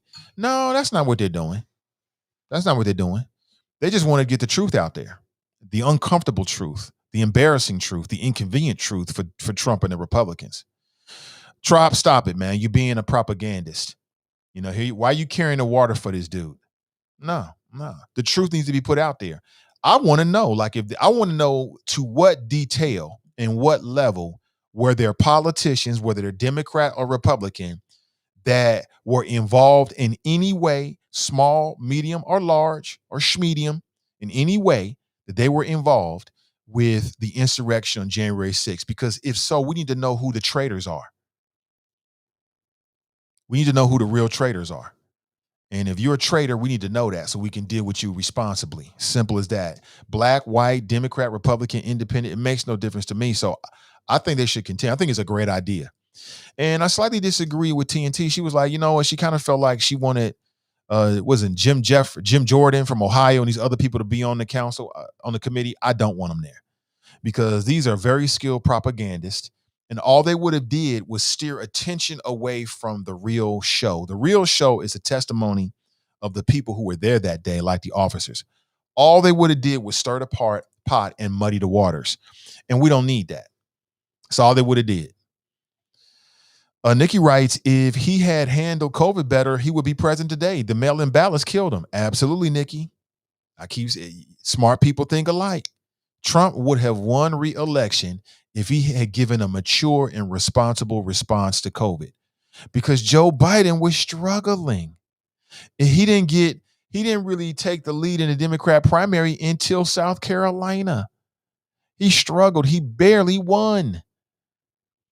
If Trump would have shown a little bit of common sense, just a little bit, if he would have came out with COVID and applied that same single-minded determination that he applied to making himself come across like he was the greatest president ever, if he would have put that focus and energy in a responsible response to COVID, he would be president right now. But he didn't do that. That's it. He didn't do that. Hatred supersedes the fact that we were in a pandemic. Sick world we live in. Yes, it is a sick world we live in. Very sick. Terrence writes, and the only way to get rid of them is to vote them out. Absolutely. Darlene writes, yes, sir, they are trying to see it up for the next presidential election. That's why we better vote to seal it up for the next presidential election. That's why we better vote in the midterm elections like we came out in November 2020. I'm with you. I vote in every election. All the elections. Anytime I get an opportunity to vote and give my opinion about it, I'm going to vote. Even if it's candidates that I'm not 100% about, I'm going to make a decision. I'm going to find some issue that I can use to vote on. Let me see here. That's just me, or it sounds like that's just us. Nikki writes, imagine if it was Al-Qaeda, right? DC Metro is a part of FOP. Absolutely. I think you're right about that. That would make sense. Brandy writes, good morning. Happy hump day. Good morning to you, Brandy. Good morning. Thank you for being here. She writes, yes, I was talking about your son. Right. He that's part of his highlight of his morning. He loves to come in and ham it up with dad and talk with the choppers. And, you know, sometimes during the day, he'd be like, yeah, I say hello to the choppers. He loves to say, get to the choppers. Yeah, he's a good guy. Glenn writes, Drop is going to have to be turning your ex to spin this shit after yesterday's testimony. I don't think we'll get a call from Drop today. I don't. I'm not trying to call you out, Drop, but just kind of why? Because what's he going to say? He can't call in today and talk about Joe Biden, the border. I mean, he could. The biggest political news story is the testimony, the very damning testimony from the Capitol police officers. So we shall see. We shall see. Regina writes, cool, Nate, a walking club. I'm in. Now, I know my man Lincoln Ware does a walking club, and I think it's a great thing. Like they walk out at Went Woods.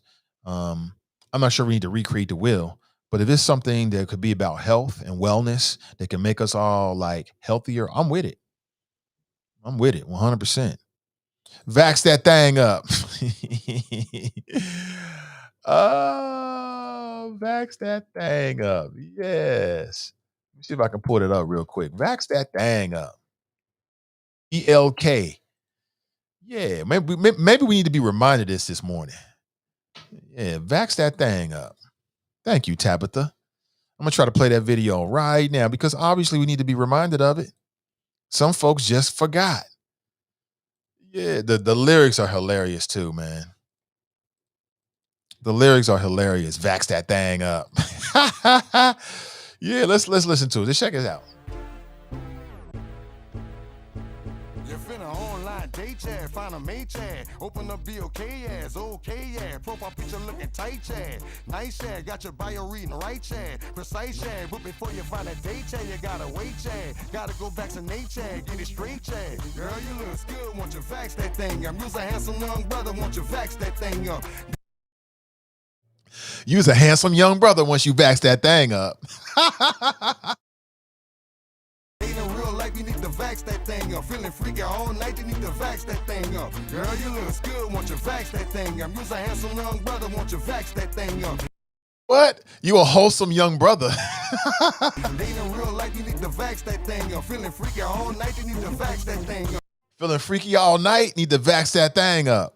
I know you can't stand it, no holding hands, chick. But when we get the shot, we gon' be romancing. Girl, you could be the queen after quarantine. We could meet up at the spot and we could do the thing. Internet date chat, I'm your mate chat. Download the app, shawty, you ain't gotta wait chat. I love it when you hold me, eggplant emoji. You could be the young hot thing, I'll be the OG. Girl, you look good, want you vax that thing up. You's a handsome young brother, want you vax that thing up. Dating real life, you need to vax that thing up. Feeling freaky all night, you need to vax that thing up. Girl, you look good, want you vax that thing up. You's a decent looking brother, want you vax that thing up. Acting full of sleep, you need to vax that thing up. Herd immunity when you vax that thing up. If you wanna get sticky and hot, go get the shot. If you want to get sticky and hot, then go and get the shot. That's the best line. If you wanna smash some dude named Scott, go get the shot. Okay, scratch that. If you want to smash some dude named Scott, then go and get the shot.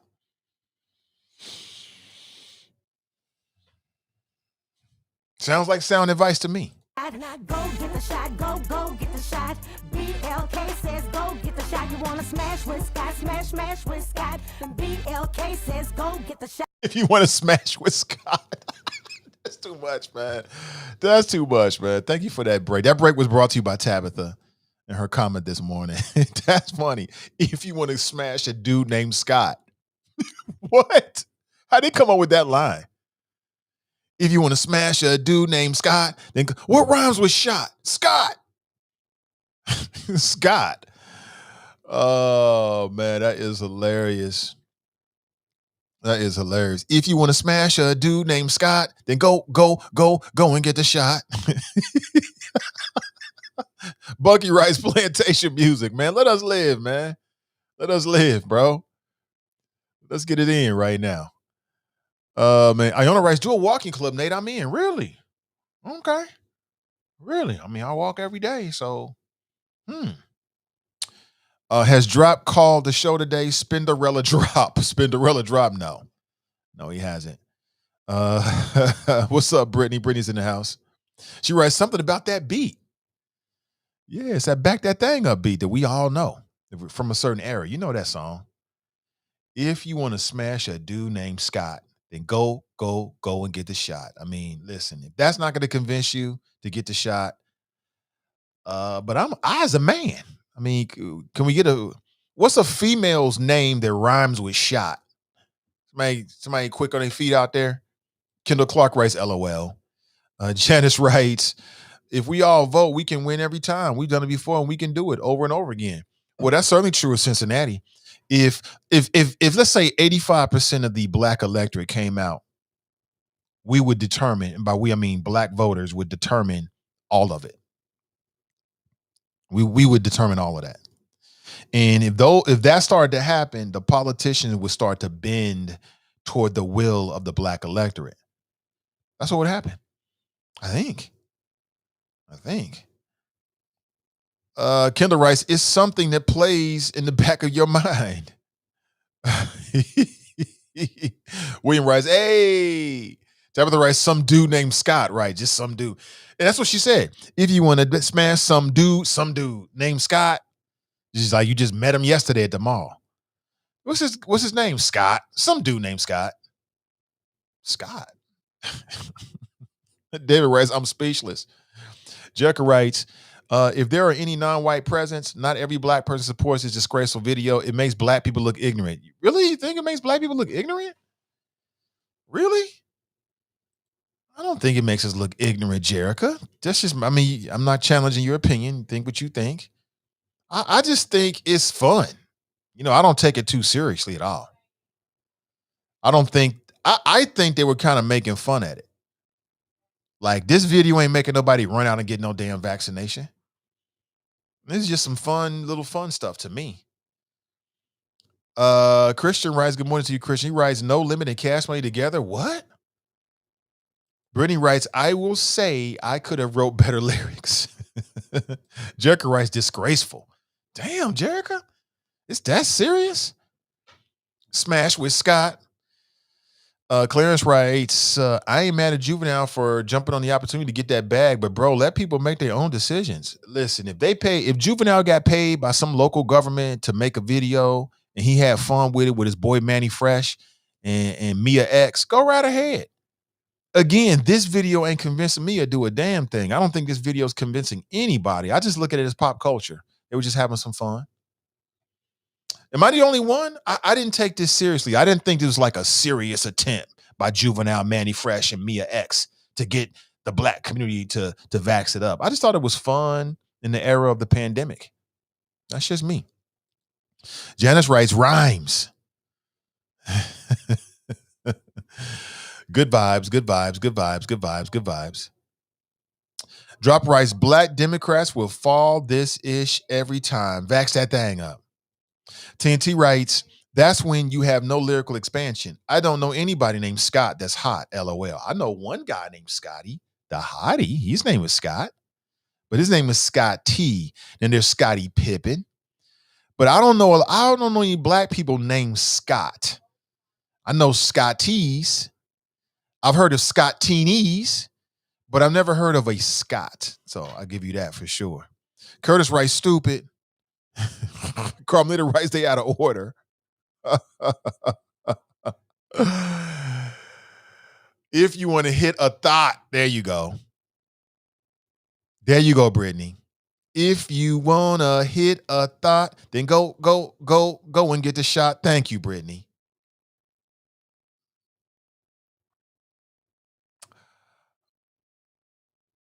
Maurice writes, why is it that Haiti, a country, I think you mean country, poorer than the U.S., has a much lower rate of this alleged virus than the USA? Really? I didn't know that.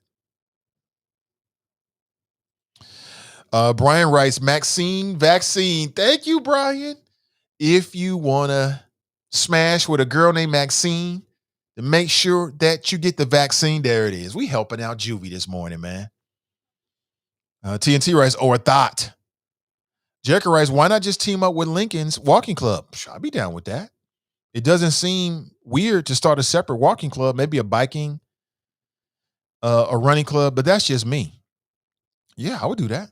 Support Link. Most definitely. Support the people, public health. That's the only thing that would change the dynamic. Kev on the cell writes, if you want to smash some girl named Ciroc, then go and get the shot. A girl named Ciroc. Unfortunately, there might be some children named Ciroc. Like, I like that name. Really? Yeah, I'm going to name my kid after Puffy's liquor label. Stranger things have happened. Let me see. Jenny writes, hold the good topics. Haven't seen my manager since last fall. He's here and I have to go ask a question. Be right back. Okay. Scott, there's Scott Dean. Wait, we can hear the Scott. The thing about that video is that it's speaking to a specific group. Here's a Scott right here. How do you feel about this, Scott? They're talking about men named Scott. If you want to smash a man named Scott, then go and get the shot. Israel writes, that's sound advice, Nathan, using the vaccine to push and encourage promiscuity. Hey, Israel, good morning to you. Good to see you. I guess. I don't know. Again, I didn't take this video as serious. I thought it was sort of like making fun of the whole situation, right? It's tongue in cheek. That's how I looked at it. TNT writes, as long as your name is shot, you can get it, LOL. Mrs. Love Being Black writes, if you want to smash a thought, then go get the shot. See, a lot of people thought about that. Nina writes, that song was made specifically for a dating app, LOL. Is that right? Scott Dean writes, oh, it definitely was probably a serious opportunity to try and move people in the know to get vaccinated. Terrence writes, there's a Scott in your audience. I see. Christian writes, nah, they're just having fun. They're not making decisions for anyone. Brittany writes, yeah, I doubt anyone got up like SpongeBob off the couch like, yeah, let me head out and get this shot right. I don't see that happening. They laughed at it like we're doing. Talk show hosts probably played it and had some fun with it. And that was it. Kendall writes, don't see anything wrong with the video. Trying to spread awareness. I've seen worse. Yeah, like that little Nas X video. Have you seen that video? I mean, I get it. Lil Nas X is homosexual. He's queer. That's what he says. He calls himself. I get it. Queer people need a hero, and their hero is Lil Nas X. I seen the latest video. I mean, okay. I mean, not all music and videos are for me. You know what I'm saying? There's a lot of artists out there I just don't get down with. And I have nothing against them whatsoever. I'm sure they have great audiences like Lil Nas X. Lil Nas X is a 2-time platinum winner. He got big bags of money and millions of people that follow him. And who knows? He might be providing commentary and a platform that people can get something out of. But for me personally, I ain't with it. If you want to go hit my shot, then go and get the shot.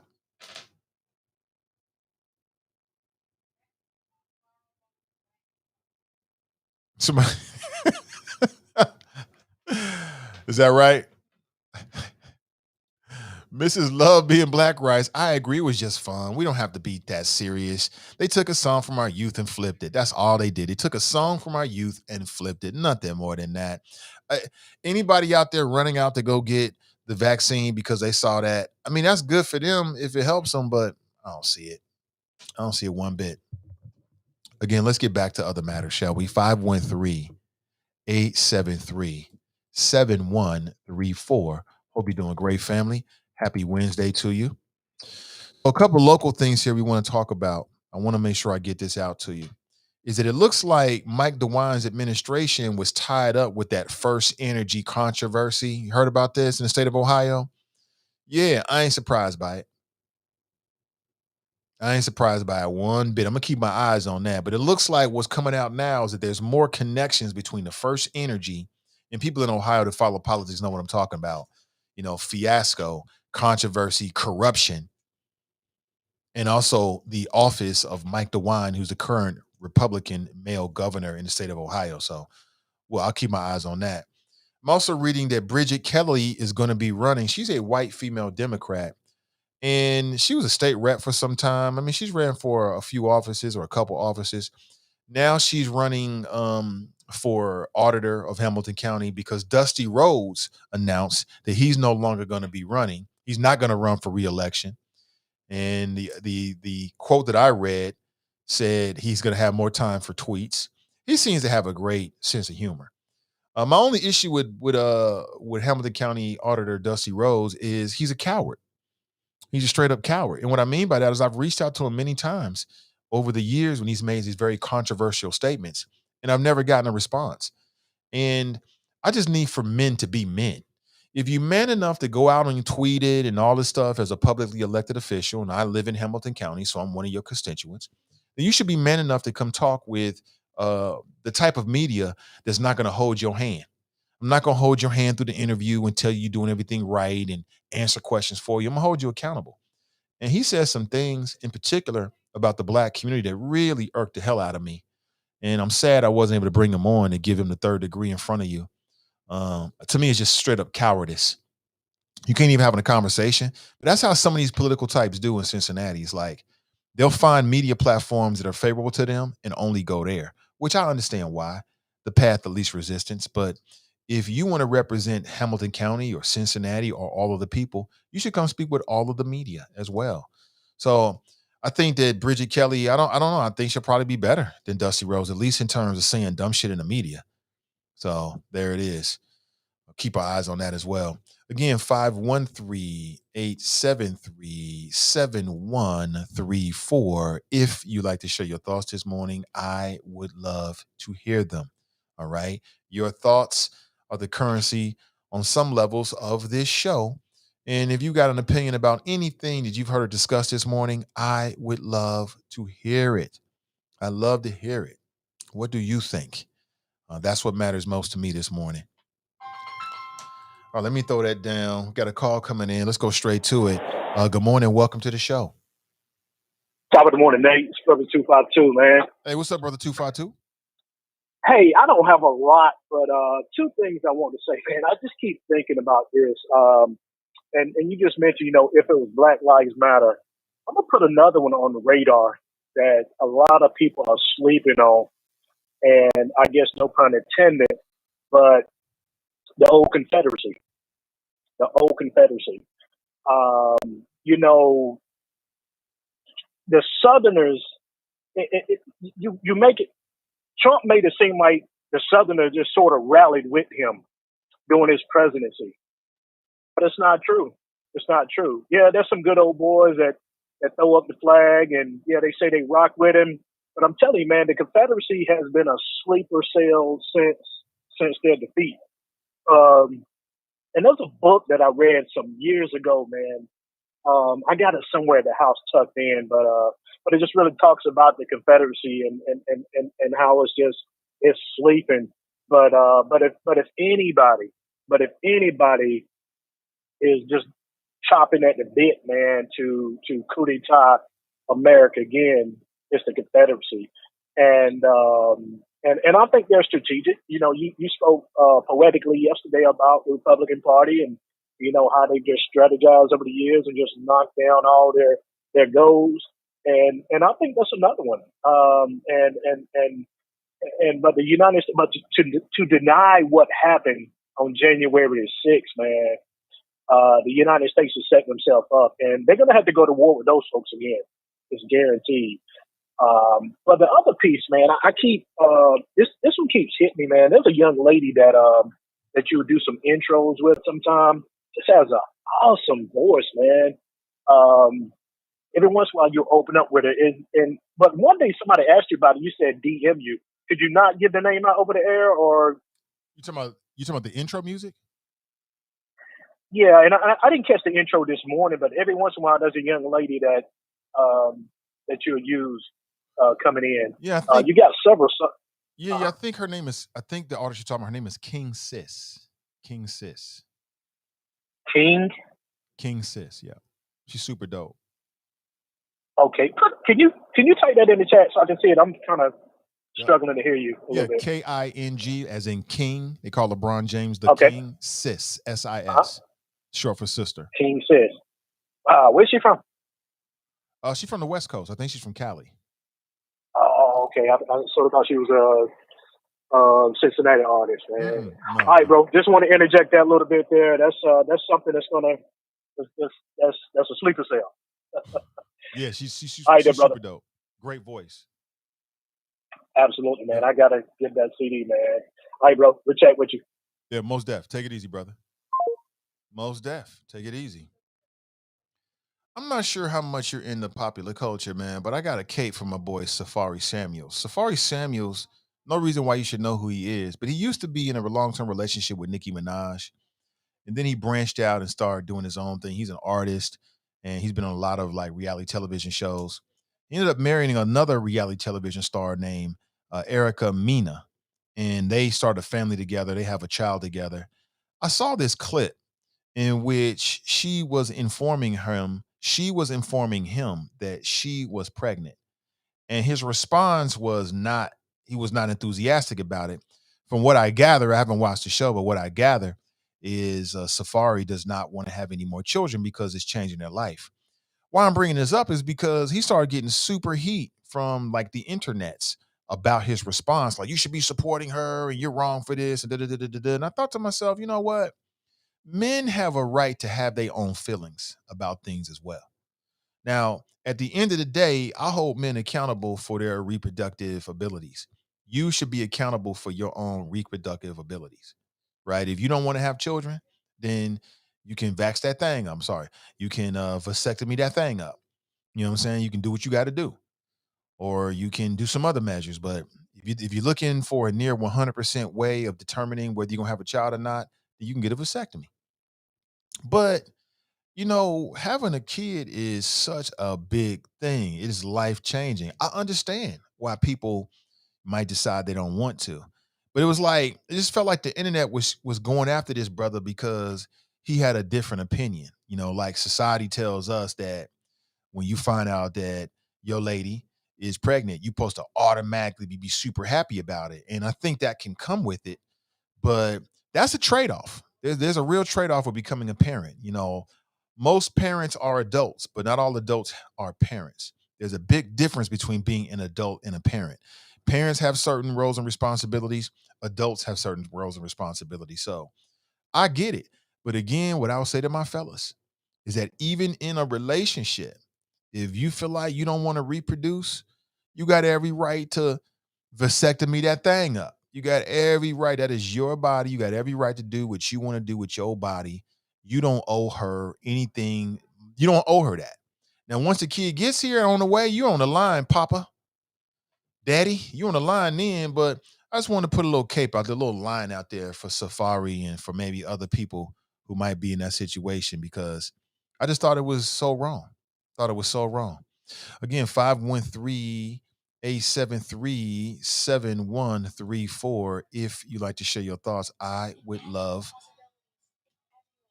Hold on one second. I'm not sure what the hell that is. If you would like to share your thoughts this morning, you can comment on anything that you've heard me discuss, or you might even have some relevant news that we just feel like we got to talk about. So you can throw that in as well.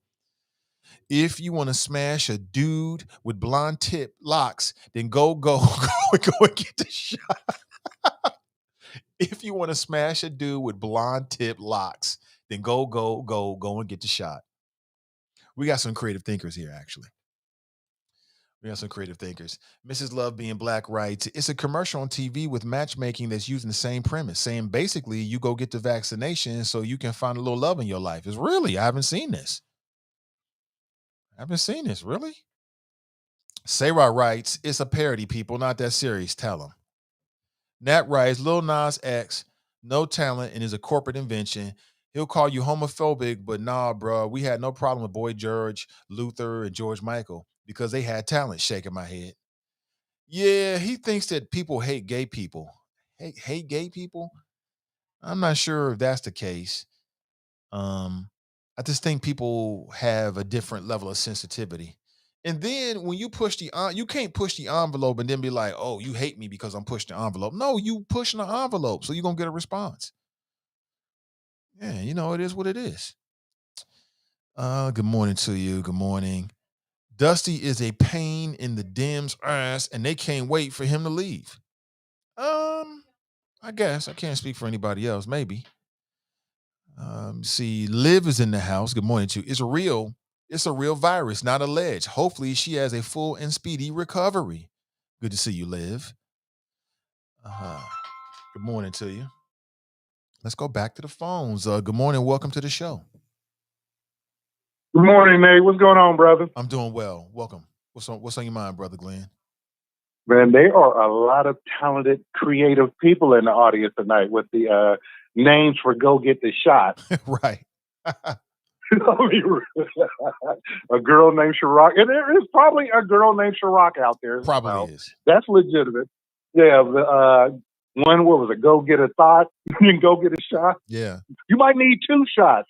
You might need another shot if you're doing it to a thought, but that's a different story. Like I put in the chat, Nate, I'm still trying to get over the lyrics. This is the same dude I used to rock to, 300 Degrees and High and, Who's the MF. You remember those songs when Juvie was just, doing the thing back in the day? So, yeah, that and Manny Fresh. And Manny Fresh still got the same haircut, too. You notice that? He does, a little fro. He does.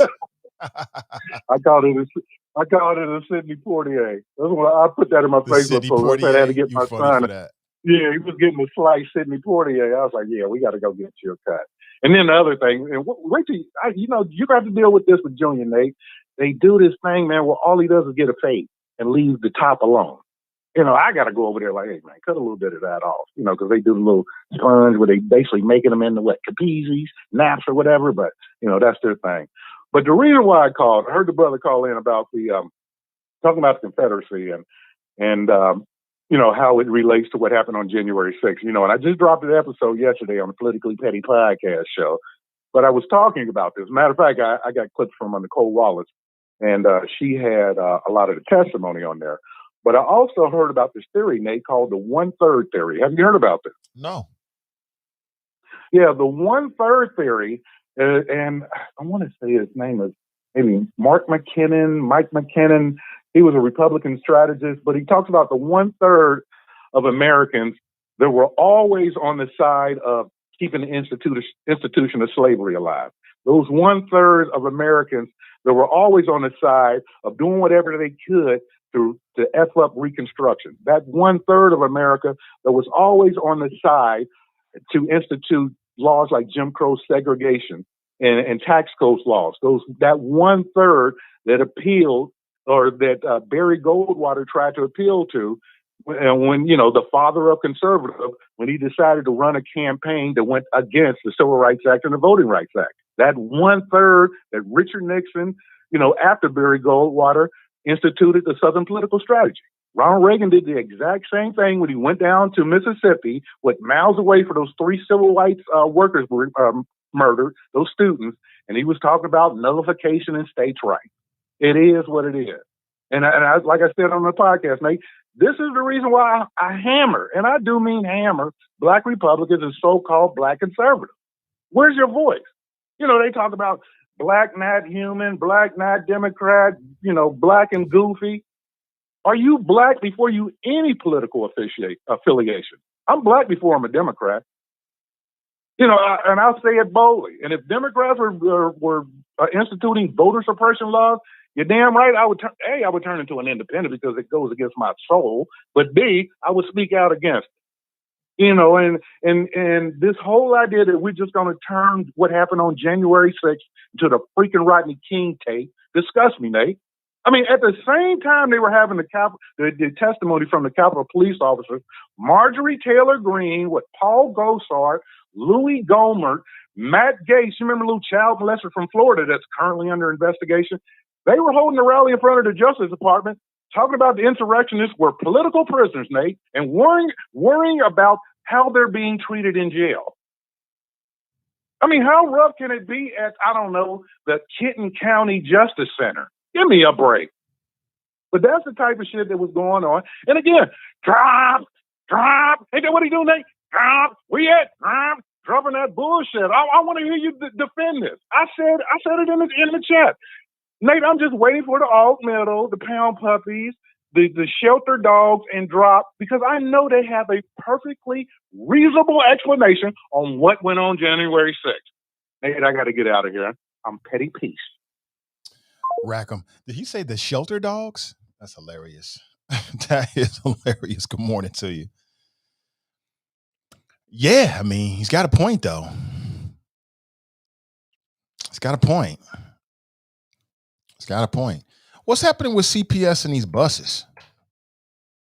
I just hope that CPS has his act together as we get ready to go back to school. I really do. For the health of our communities.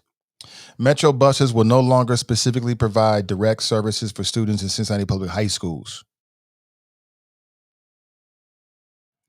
Officials announced a change to a bus pass system for Cincinnati public school students in grades 7 through 12 at Tuesday's Southwest Ohio Regional Transit Authority meeting.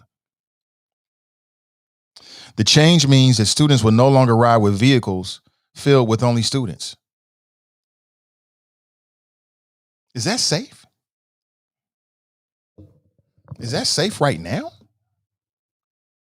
So if you don't know, what happened is you had Metro buses. They would go to the high schools. They would pick up the kids, and the only riders would be the students from that particular school or students in general. Doesn't that seem safer?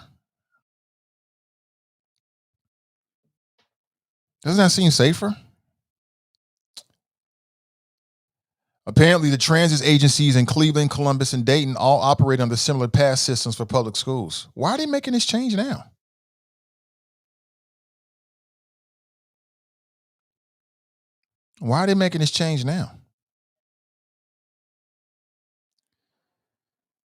And apparently, people didn't know about this until it was put out there to the last minute.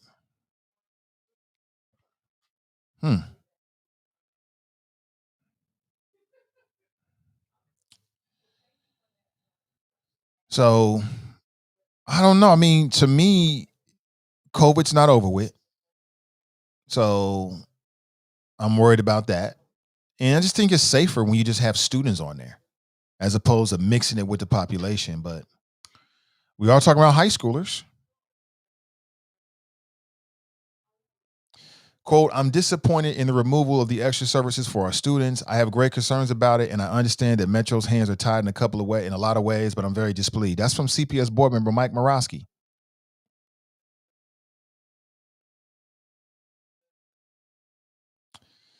He said, here's a quote from Mike Morosky. He knows students are able to get on buses and makes transfers, but that's a lot to ask of parents of a 7th grader. Yeah, I mean, 7th graders, they're a year out of elementary school. I have real concerns with thousands of our students being told to figure out the bus system and ensuring they're getting to school on time. Now, my question is, was this an unnecessary step that these special services or these extended services that they were giving it for our CPS students, was this like some extra stuff that they never really needed? Or was this something that was put in place and is desperately needed? CPS board member Eve Bolden said that the notice is too late and at the worst possible time for families and school staff reporting for a new year. It was too radical a departure.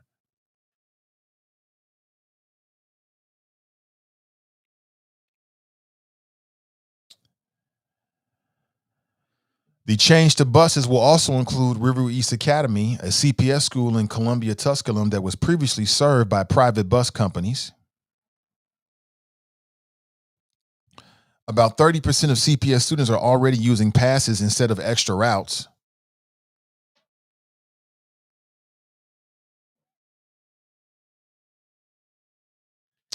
So here's where we are. Here's where we are. I don't know who to blame here. It's just not a good look for our students as we get ready for CPS to return in just a few weeks. Just a few weeks. Tell me what you think about it. 513-873-7134. And then this is during COVID. Deborah writes, they want kids to be exposed to COVID. Dale writes, that's old school. Yeah, but there's a reason why it's old school, because when you know better, you do better. I don't know. I need to read more about it. From the outside looking in, I don't think it's good for the parents. You know, my daughter at this point, she could get on a bus, but we pick her up because she does a lot of extracurricular activities. She stays after school more on a lot of days. She stays after school, so we pick her up, keep her safe, and know where she is and all that kind of stuff. But she's mature enough to get on the bus by herself. I like it better. And she used to catch the bus home. She used to catch the Metro home. So she used to catch the Metro home many, many days. And it was a Metro that was full of just students from her school and other schools, I believe. That was it. And so that made us feel a lot safer knowing that she wasn't on there with mixed company, so to speak, like the public. I don't like that idea. I really don't. So I might reach out to some people at Metro and CPS to see what the issue is and what that means exactly. I think we've learned about it. I don't think they're going to change anything between now and the beginning of school year. All I'm trying to say, though, is that humans worse than COVID. This is probably a money issue more than anything else. But listen, family, that is my time. I really appreciate you. Thank you for being here. All right, I'll be back and hopefully better than ever tomorrow morning at 7:30 a.m. We'll chop it up on everything that's happening, people, politics, and pleasure. Don't forget, racism was at the heart of the January 6th insurrection. Don't let them tell you it was about election fraud. No, it was about white people who are afraid of the browning of America. That's what it was all about. Too many black folks is living like them. From their perception, too many black folks is living better than them. That's what it's all about. Have an excellent rest of your day, family. I'll talk to you next. I'll talk to you tomorrow. We'll chop it up on everything that's going on. All right.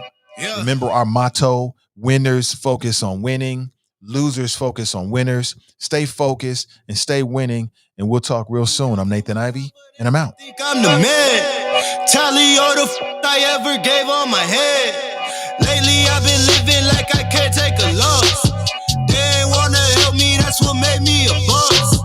You can't kill my confidence, I think I'm the man. We don't give a that's what they don't understand. I'm back again like flu season. I broke records while loose leafing. I'm coming down my roof, leaving. Don't give a I don't care. Did the by my lonesome. No wonder now I'm on one. No shortcuts on that long run. All I really want is my share. Get on my God, my totem is nothing. In the discussion, got them feelings I throw on my pen.